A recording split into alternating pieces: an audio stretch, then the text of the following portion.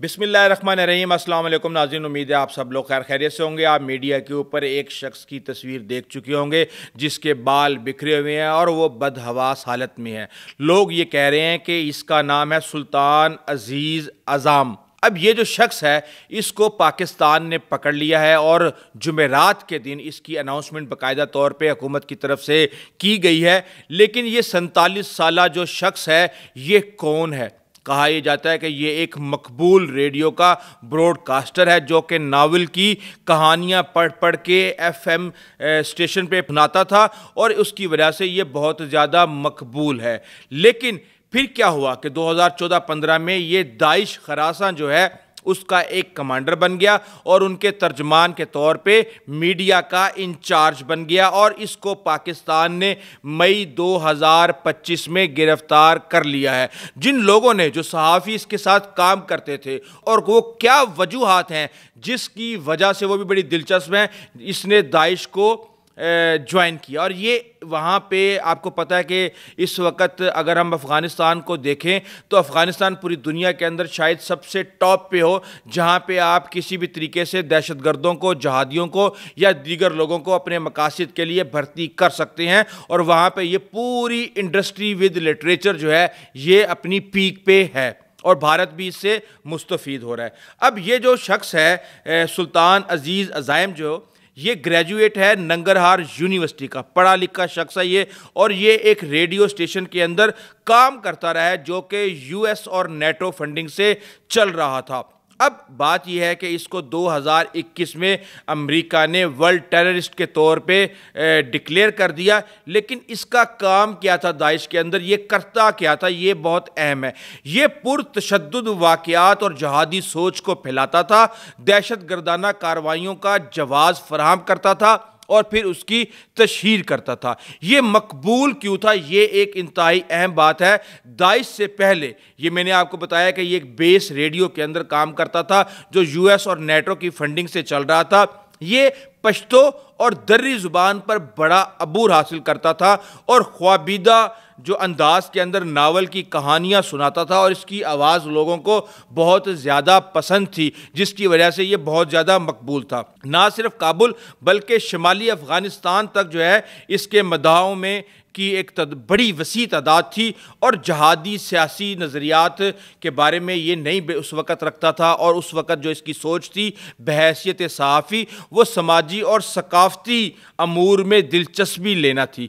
لیکن پھر ہم یہ دیکھتے ہیں کہ پیار اور محبت کرنے والا آدمی ان لوگوں کی نظر میں جو کہ اس کے کولیگ تھے پھر داعش میں شمولیت اختیار کر لیتا ہے۔ یہ داعش میں کیوں گیا؟ اس حوالے سے جو خبریں ہمارے پاس آ رہی ہیں وہ یہ ہیں کہ افغان طالبان سے اس کے 2 بھائیوں کی لڑائی ہو گئی تھی اور وہ اس کے خاندان کو دھمکیاں دے رہے تھے۔ اس کے بعد اس کا جھکاؤ جو ہے داعش کی طرف سٹارٹ ہوا۔ اس کی وجہ یہ تھی کہ اس نے حامد کرزئی سے مدد مانگی، اس نے افغان حکومت سے سیکیورٹی مانگی، لیکن اس کو وہ مدد نہیں ملی جو کہ ملنا چاہیے تھی، اور اس کے بعد پھر اس کو تحفظ چاہیے تھا۔ پھر وہاں پہ ایک نیا پروجیکٹ سٹارٹ ہو رہا تھا، اینٹی طالبان پروجیکٹ۔ اس نے وہیں پہ جانا مناسب سمجھا اور وہاں پہ جا کے اس کو نہ صرف اختیار ملا بلکہ وہاں پہ تحفظ بھی اس کو وہاں پہ فراہم کیا گیا۔ یہ میڈیا میں مہارت رکھتا تھا، داعش کا میں اس کو اسی وجہ سے ایک اہم مقام مل گیا اور ایک اس نے مضبوط جگہ بنا لی،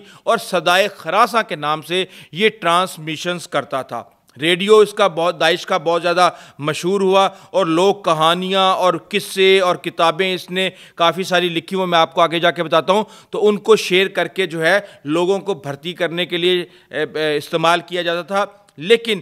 اس نے جب ایک ریڈیو اسٹیشن کے اوپر دھماکہ ہوا اور وہاں پہ 3 خواتین ماری گئیں، اس نے صحافیوں کو، اس کے بارے میں کہا جاتا ہے کہ اس نے صحافیوں کو بھی بہت زیادہ ہراساں کیا داعش میں شامل ہونے کے لیے، اور اس کے جو بھی نظریات تھے اور وہ تمام تر یہ اپنے داعش کے حوالے سے پروپیگنڈا کے لیے استعمال کرتا تھا۔ لیکن جب ریڈیو پر حملہ ہوا تو اسی نے ہی یعنی سلطان عزیز اعظم نے پیغام دیا اور اس نے کہا کہ ہم عمل پر یقین رکھتے ہیں، اور یہ جو حملہ کیا گیا ہے ریڈیو پر، اس کی وجہ یہ ہے کہ افغان حکومت نے داعش کے زیر اثر جو دیہات تھے ان کو نہ صرف تباہ کیا تھا بلکہ وہاں پہ خواتین اور بچے بھی مارے گئے تھے۔ اس کے ساتھ ہی 26 اگست 2021 آپ کو یاد ہوگا، وہاں پہ ہم دیکھتے ہیں کہ کابل ایئرپورٹ کے اوپر ایک خودکش حملہ ہوتا ہے اور اس میں 170 افغان اور 13 امریکی فوجی مارے جاتے ہیں۔ اس کی ذمہ داری بھی سلطان عزیز اعظم نے ہی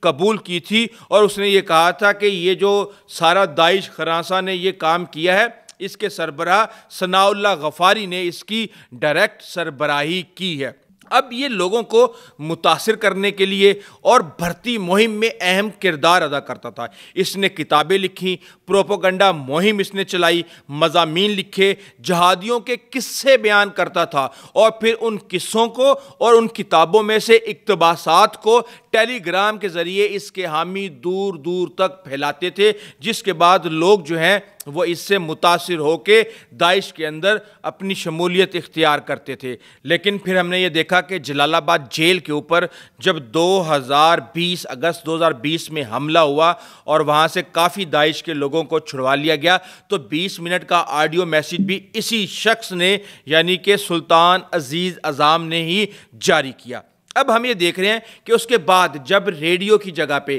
داعش نے سوشل میڈیا کا استعمال کیا اور 2017 میں افغان طالبان کی بدری جو ان کی بریگیڈ ہے انہوں نے داعش کے خلاف کارروائیاں شروع کی، تو اس کے بعد سے یہ وہاں سے نکل گیا ننگرہار سے اور یہ ایسا ایسا irrelevant ہونا شروع ہو گیا، اس کی وہ اہمیت نہیں رہی داعش کے اندر جو کہ ہونی چاہیے تھی۔ اور پھر ہم یہ دیکھ رہے ہیں کہ 2021 سے یہ مسلسل حالت سفر میں ہے۔ پاکستان الحمدللہ پاکستان نے داعش کی کمر توڑ دی ہے اور یہی وجہ ہے کہ ٹرمپ نے پہلی دفعہ جب پاکستان کا اپنی پارلیمنٹ کانگریس کے سامنے شکریہ ادا کیا تو وہ اس کی ایک وجہ یہ تھی کہ CIA کے چیف نے پاکستان کے اعلیٰ عسکری حکام سے فون پہ بات کرتے ہوئے کہا کہ اگر آپ ٹرمپ کے کلوز ہونا چاہتے ہیں تو آپ کو اس ڈائریکشن میں کام کرنا ہوگا۔ اور پھر پاکستان نے شریف اللہ عرف جعفر کو پکڑ کے حوالے کیا پولیس کے ادھر امریکہ کے، اور پھر پاکستان اور امریکہ کے تعلقات اس کے بعد سے ہم یہ دیکھ رہے ہیں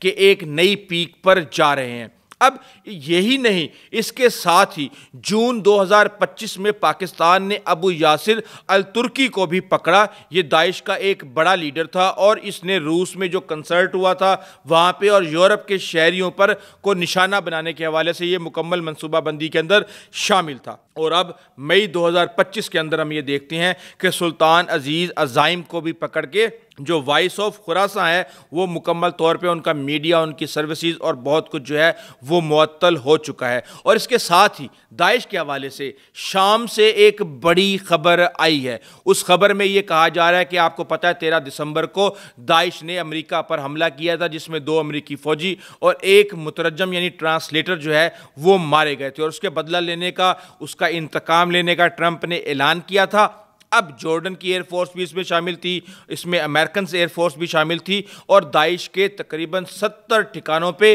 100 پریسیزن اٹیک کیے گئے ہیں، جس کی شام نے بھی جس کی ایک طرح سے اس کو ایکسیپٹ کیا ہے اور اس کی تائید کیا ہے کہ یہ جو کچھ بھی ہوا صحیح ہوا۔ تو اب ہم یہ دیکھ رہے ہیں کہ پاکستان اس وقت پوری دنیا کے اندر دہشت گردی کا نہ صرف شکار ہے بلکہ دہشت گردی کے خلاف کوششوں میں بڑھ چڑھ کے حصہ لے رہا ہے، اور ہمارا ہمسایہ ملک بھارت جو ہے وہ دہشت گردی پھیلانے میں اس وقت مصروف ہے۔ بہرحال اس حوالے سے چیزیں بڑی تیزی کے ساتھ ڈیولپ ہو رہی ہیں اور پاکستان الحمدللہ ہر ڈائریکشن میں بڑی تیزی کے ساتھ ترقی کے منازل طے کر رہا ہے۔ اس حوالے سے آپ کو اپڈیٹ کرتے رہیں گے۔ ابھی تک کے لیے اتنا ہی، آئندہ تک کے لیے اجازت دیجیے۔ اللہ حافظ۔